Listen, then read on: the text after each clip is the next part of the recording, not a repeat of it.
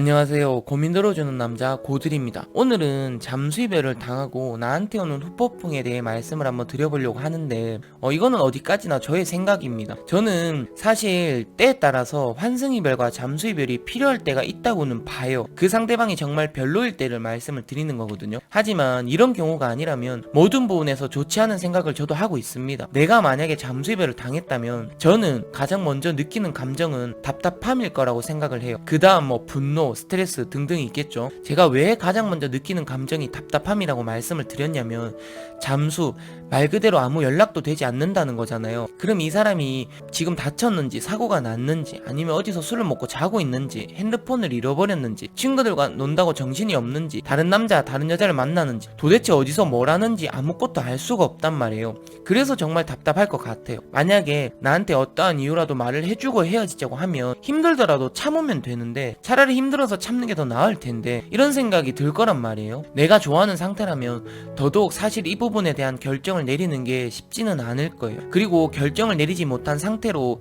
계속 기다리다 보면 정말 시간이 가면 갈수록 지칠 거거든요. 여기서 이 답답함을 조금이라도 빨리 해소할 수 있는 방법이 만약에 있다면 저는 이거라고 생각을 합니다. 잠수 탄 사람이 다시 연락이 나한테 오기 전에 결정을 내릴 수 있는 사람은 사실 나 하나뿐인 거잖아요. 그 제가 말씀드렸잖아요. 결과라도 알고 이유라도 알면 아프더라도 답답함은 사라질 거고 그냥 순전히 아프기만 하면 된다고요. 그럼 용기를 내서 내가 결정을 한번 내보는 겁니다. 어떻게 내냐면 먼저 연락을 하시는 거예요. 연락을 하셔가지고 시간을 내가 먼저 통보를 하는 거죠. 언제까지 연락이 없으면 내가 너랑 헤어진 거라고 생각을 할게. 만약 내가 연락 부분에서 차단을 당한 거라면 그 사람 귀에 들어갈 수 있는 SNS 대화나 아니면 주변 친구들을 통해서 전달하게끔 하는 방법도 있겠죠. 하지만 여기서 전제 조건이 필요합니다. 그 상대방이 다른 사람을 만난다는 전제 조건이요. 사실 이 부분은 알려고 하면 금방 알 수 있는 거잖아요. 그러니 확인을 먼저 하시고 먼저 통보하는 방식으로 이야기를 하면 적어도